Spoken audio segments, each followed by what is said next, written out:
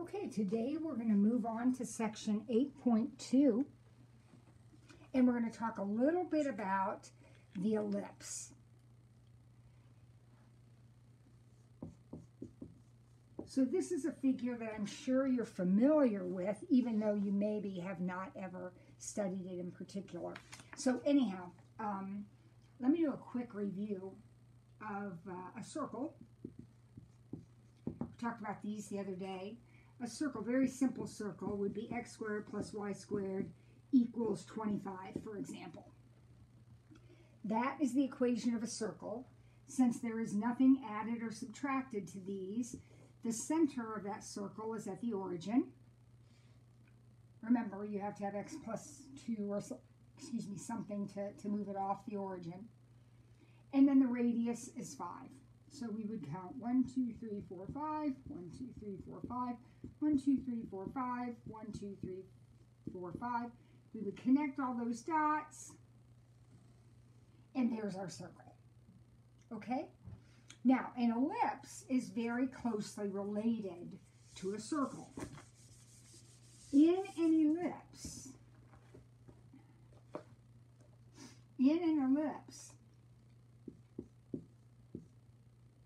you have different numbers. So here's the first one. This is A. Now, notice that there is nothing added or subtracted to the x and y. So the origin is still going to be the center of this ellipse. So the center is the origin because this doesn't have an x minus 2 squared or something like that would move it off. It's a plain x squared. And plain x squareds and plain y squareds always mean that you're starting at the origin. Now, this 9 right here, which is under the x, acts like the x radius. So in other words, if this were a circle and it equaled 9, the radius would be 3. So we're going to count sideways 3.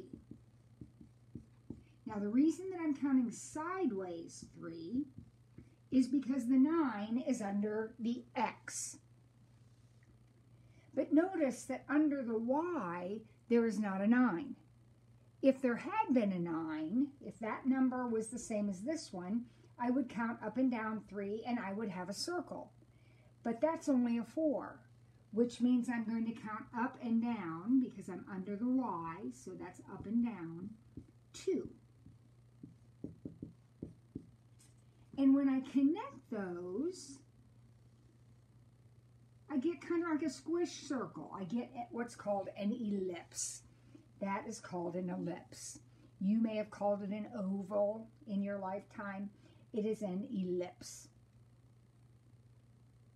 Okay. Now, that wasn't too bad. The directions tell me that I'm to find the center, which I have done. The center is right there at the origin. And I'm to find the vertices. These points right here, oh shoot, I gotta go get my colored markers. These points right here are the vertices. So you have 4 of them. There are 4 vertices.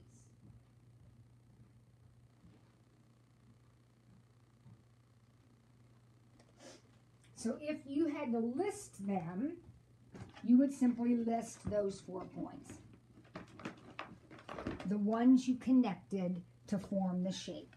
That's the ellipse. Now, the foci, that is the plural for focus. And remember, with our parabola, we talked about the focus.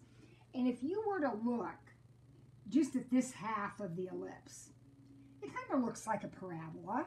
And the focus would be right in here, wouldn't it? And this one, this half of the ellipse would look like a parabola, and its focus would be there. And that is exactly where your foci are. They're in here somewhere. I do not know where. I am going to figure that out. But for the time being, I am simply going to put them there. Notice that in this ellipse, it is stretched horizontally. And that's because that number is bigger than that number. Because remember, this told me to count sideways 3, and this told me to count up and down 2. So the fact that I am stretched this way means this axis right here is the major axis. And this one then will be called the minor axis. So when the directions say, tell me how long those are, the length of the major axis is 6, and the length of the minor axis is 4. Major means longer. The longer one is the x1. Went sideways 3, so that's a total of 6. Went up and down 2, so that's a total of 4. Now the foci are always going to be on the major axis. The foci will always be on the major axis. So I have no idea what these purple points are, but I know that the y-coordinate of them is 0, simply by looking at where they are located on the x-axis. So their y-coordinate is 0. Now, this is all Pythagorean based. The distance from the center to the focus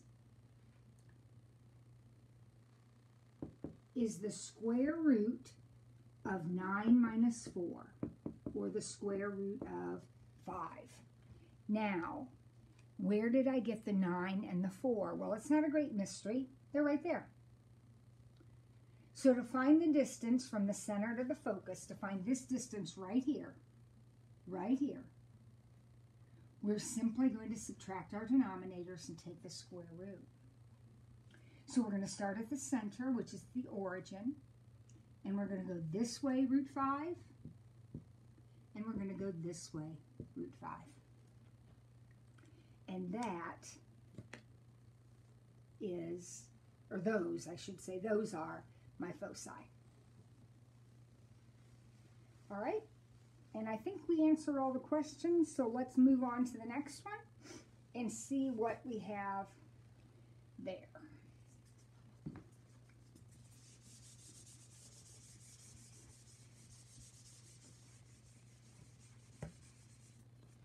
All right, it looks like we have another ellipse. I have to wash my board here. It's getting pretty dirty.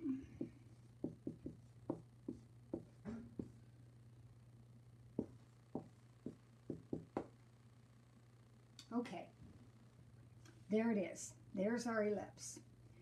So let's just run down through the information like we did before.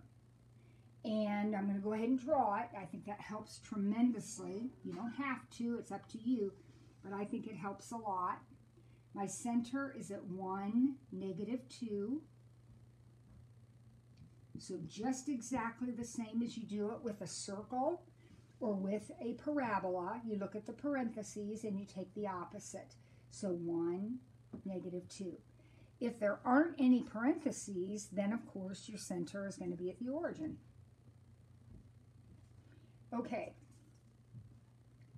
All right, now I'm going to sketch it. So I'm going to find my vertices. I'm going to find those points that I'm going to connect to make the shape. Remember, the denominator acts as your radius number. So when there's a 16 under the x, that means we're going to start at our center now, and we're going to count forward 1, 2, 3, 4, and backward 1, 2, 3, 4. Now, I think it was in the last video, I talked about the potential value of using graph paper. There is some rectangular graph paper in Schoology, and it might really help you keep track of where these points are. Because if you do it on graph paper, you can just count the blocks. But we have to label these. So if we start here and back up 4, this would be -3, -2. And if we go forward 4, this is 5, -2. Now, the 25 tells me I'm going to count up and down 5. So 1, 2, 3, 4, 5. And 1, 2, 3, 4. I'm going to have to squeeze it in down there, 5. So this would be the point. It's straight up 5. So this would be the point 1, comma 3. And this would be the point 1, comma, negative 7. I don't know if you can still see that or not. Okay. Now, this one's going to look a little weird because I was too short on that end. But actually, this ellipse is stretched vertically. That number's bigger. So this is actually your major axis. This is your major axis. And it is 10 units long because you counted up and down 5. And that's a horrible looking ellipse. Sorry about that. Another reason to use graph paper. Your minor axis, this is your minor axis, and it is 8 because you went back and forth 4.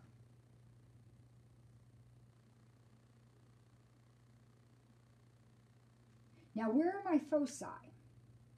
Well, I don't know, but they're always on the major axis, so they're going to be in here somewhere. Okay? They're going to be in there somewhere because they're always on the major axis. And the reason I like to plot those first is because even if I don't know what I'm doing, I can get partial credit because what do I know about these 2 points? I know that their x-coordinate is 1 because they're in line with 1, negative 7, 1, negative 2, and 1, 3. They're 1, comma something. So even if I don't have a clue what I'm doing, I've got partial credit. I know they're 1, comma something. So then I remember my little rule. The distance from the center to the focus, the distance from the center to the focus, we find by subtracting our denominators and taking the square root. So that one worked out nicely. That one worked out to be 3. So the distance from the center to the focus, from here to here, is 3. So if we go up 3, we would be at 1, 1, and down 3, we'd be at 1, negative 5. Now, kids always ask me, well, Mrs. Ford, how do you know to do 25 minus 16? Why don't you do 16 minus 25? Well, remember, you're taking the square root, so don't you want that to be a positive number? Yeah, otherwise you're going to get I's. Perfect. Perfect. We have one, oh, I don't know, looks like, nope, we got a couple more of those. All right, so here we go. Next. We're going to do exactly the same thing.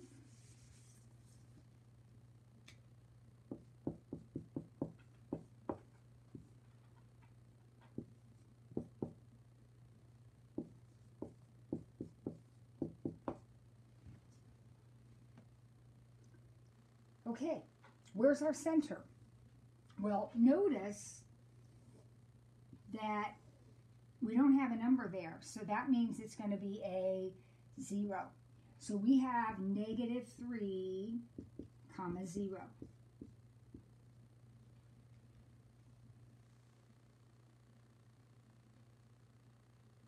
As our center. Now, what does this 9 tell me? That tells me to count sideways 3. So 1, 2, 3, 1, 2, 3. What does that 16 tell me? Up and down 4. 1, 2, 3, 4. 1, 2, 3, 4.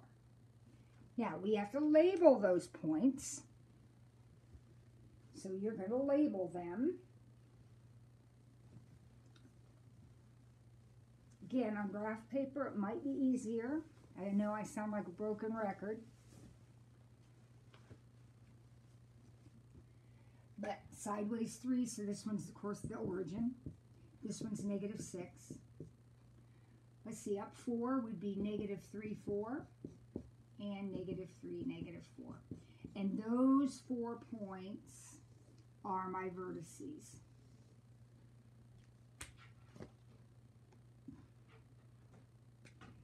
This is my major axis because it's longer.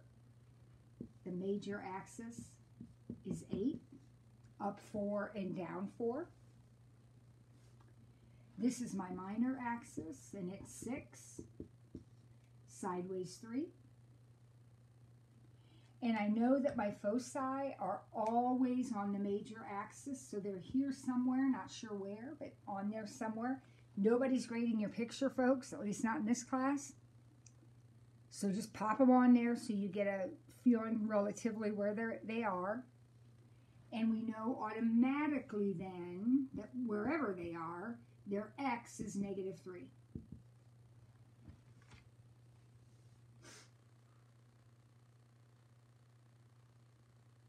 Center to focus.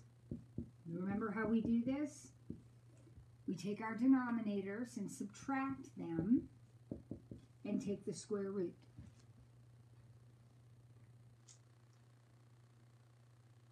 So root 7 is the distance from here to here. Well, that's 0. So this is going to be 0 minus root 7. And this is going to be 0 plus root 7.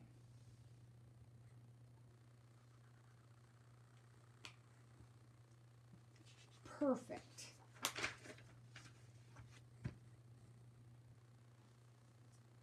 One more. Hopefully you're starting to get the hang of this.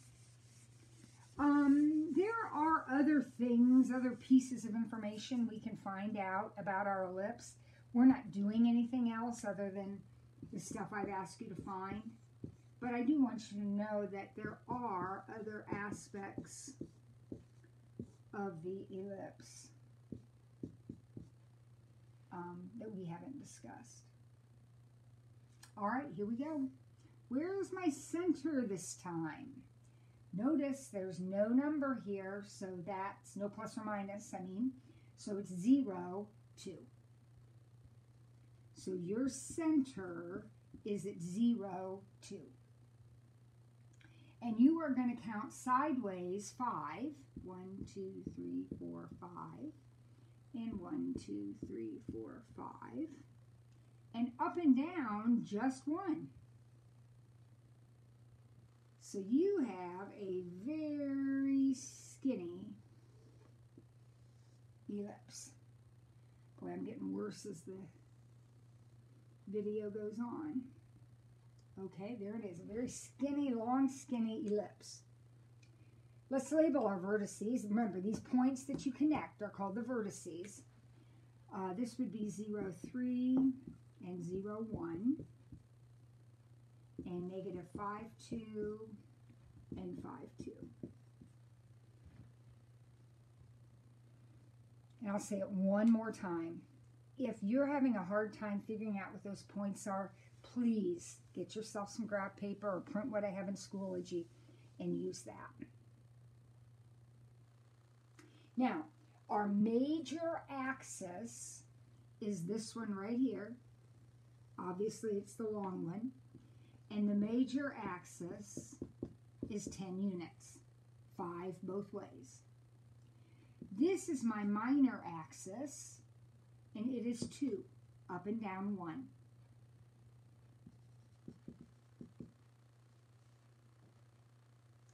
We know that our foci are always on the major axis, so they're here somewhere. We're not sure where, but they're there somewhere.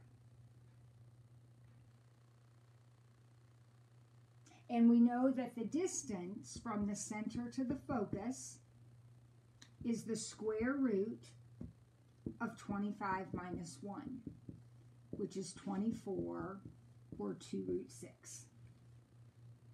So that means that the distance from here to here, that distance between my fingers, is 2 root 6.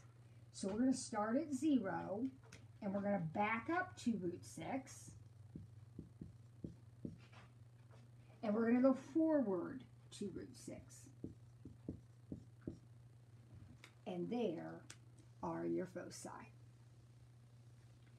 One observation that maybe you have made is that the closer these two numbers are to being the same, the more circular your ellipse is. Because if these numbers are close, that means you're going sideways about the same distance you're going up and down. The farther apart these two numbers are, the more elliptical or elongated your figure is.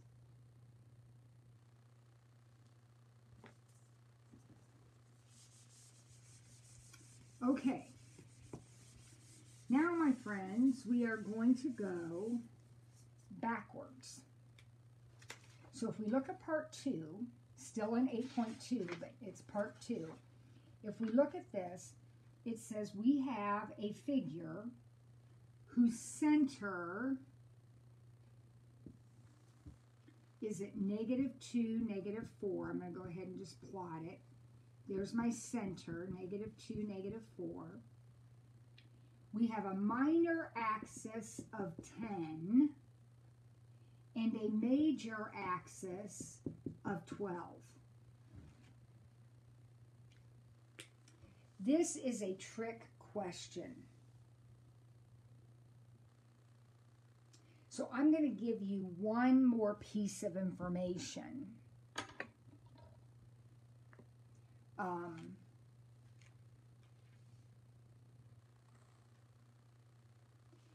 Because otherwise it is a trick question, because this could actually describe two different ellipses. So let's say this one is that the major axis is horizontal. So I'm going to add that the major axis is 12 and that it is horizontal. That is a piece of information that we would need to add. Otherwise, we can get two different answers to this, and I don't want it to be tricky. All right, so here's how this works. Your center is at -2, -4. Well, that means that your equation is going to be x plus 2 squared over something and y plus 4 squared over something equals 1. I didn't talk about it yet, but look back at all of your ellipse equations, all of the examples that we did. Notice how they're all set equal to 1. That's considered standard form for an ellipse. So we're going to make sure that we have our x squared over something, our y squared over something, and it equals 1. Okay. Now I got to figure out what goes underneath those things.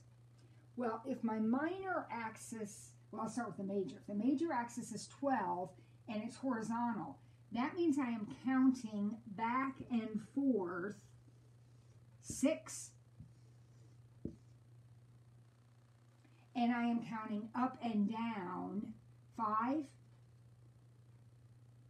So my ellipse would look something like this. Now, does that help me figure out what those denominators are? It sure does. Because if I am counting sideways 6, that means under the x must be a 36. Because remember, you take the square root of that number, and that's how far sideways you're going to go. So if I'm going sideways 6, that has to be a 36. And if I'm going up and down 5, remember, the whole thing is 10. So you're going up and down 5. This number has to be a 25, and you're done. You have done that problem. Easy. Let's try the next one. Looks a little bit more interesting.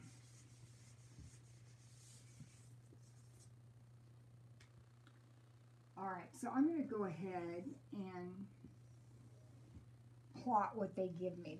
I've got a point at -2, 2,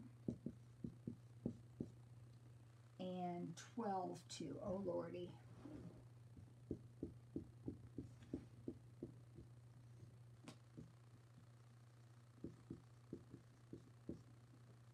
And that is my major axis. And then I have 1, 2, 3, 4, 5, 5, and 5, -1, and that is my minor axis. So my ellipse, and again, my scale is all off because my board's not big enough for me, but there's my ellipse. And I have to write the equation. So I'm going to have an x squared and I'm going to have a y squared equal to 1. Now, in the parentheses here has to go my center. Do I have enough information? They didn't tell me the center this time, but do I have enough information to figure out the center? I think I do. What point is right there? Where the minor axis and the major axis intersect.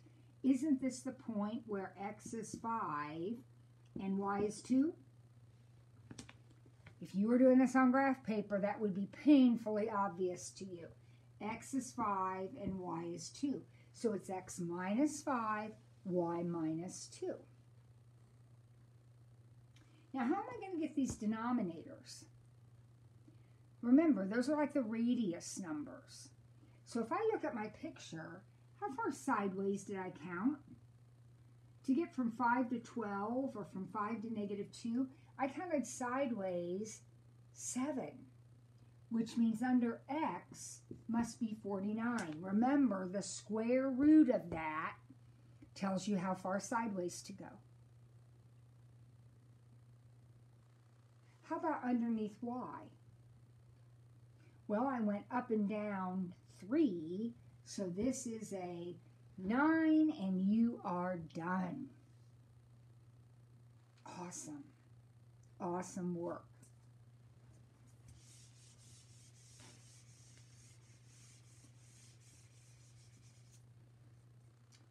All right, one more. We got a center at 4, 1. So that's my center. You know what? I'm going to scooch that over a little bit so I can get it on there. There's 4, 1. There's my center. And I have vertices at -1, 1 and 9, 1, 4, 5, 6, 7, 8, 9, 1 and 4, 4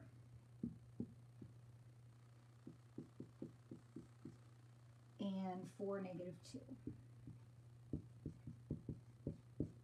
So there's my ellipse. Remember the vertices, they gave you the vertices that they said in the problem. Here are the vertices. Those are the numbers, or excuse me, those are the points that you connect to make the shape. So these are the vertices. Now, I know that my equation is going to be an x parentheses squared over something, a y parentheses squared over something equal to 1. Since they gave me my center, I can pretty much just fill that in. 4, 1. So x minus 4, y minus 1, and of course the quantities are squared. Now I need my radius numbers. Well, look at it. It looks like I counted forward and backward 5. So this is a 25. Make sure you're putting it under x because it was this way. That's the x way. And then it looks like I counted up and down 3. So this is a 9. And that problem is now complete.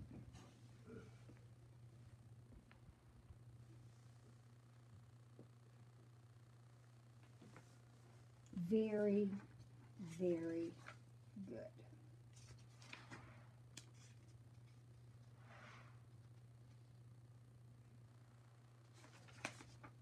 There is one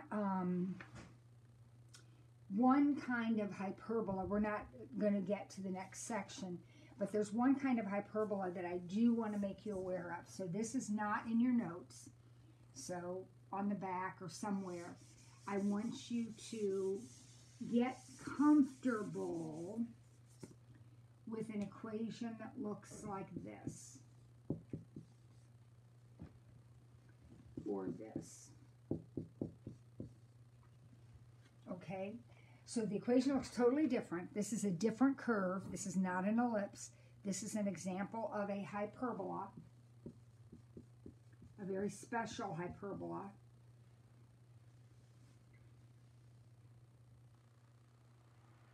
And what this hyperbola looks like, its center is at the origin.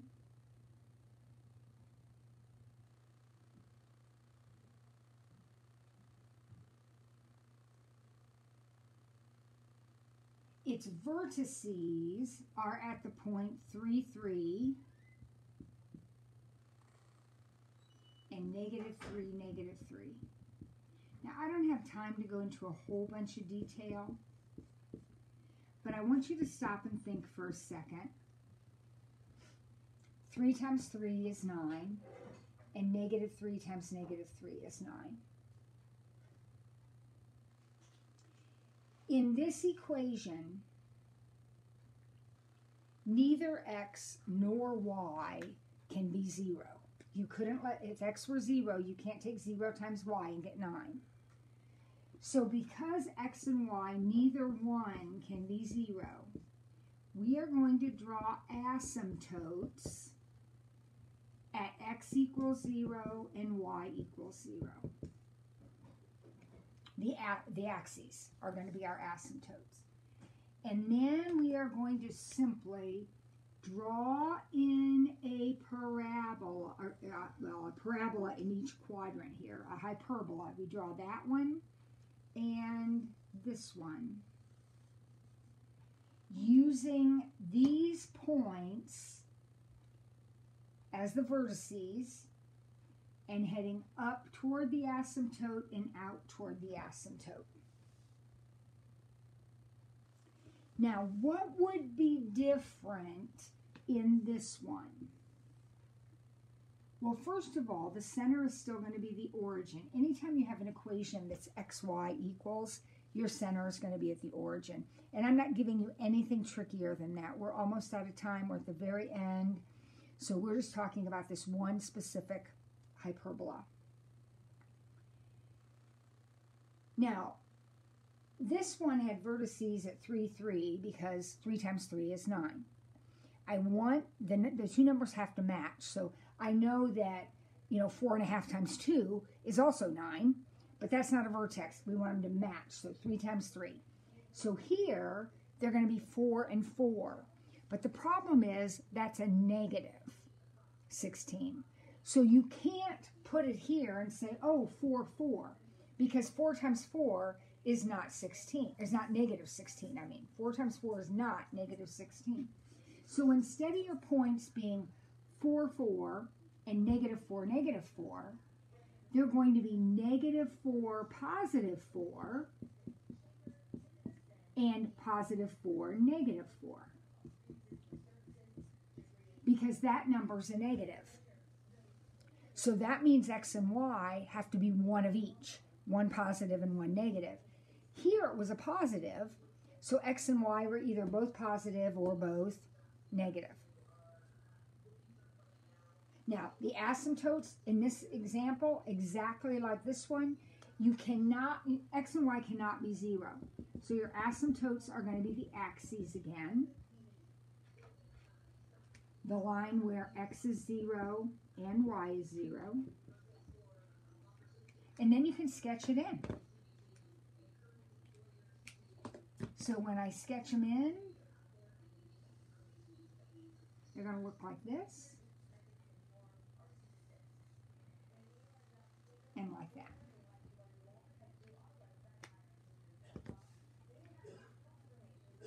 All right, we'll try one more. See if you can do it kind of on your own.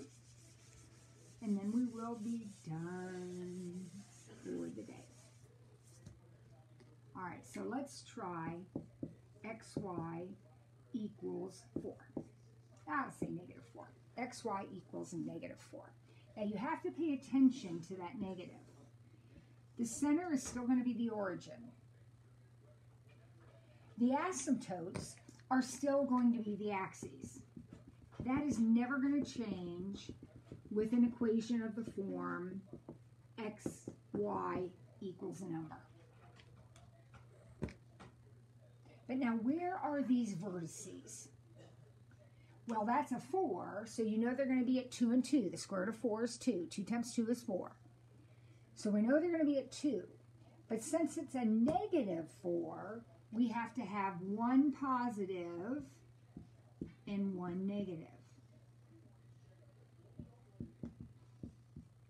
And then you can sketch in your hyperbola. It would be exactly the same thing if that were a positive 4, except your hyperbola branches would be here in the positive, positive, and negative, negative quadrants. Perfect. Good job.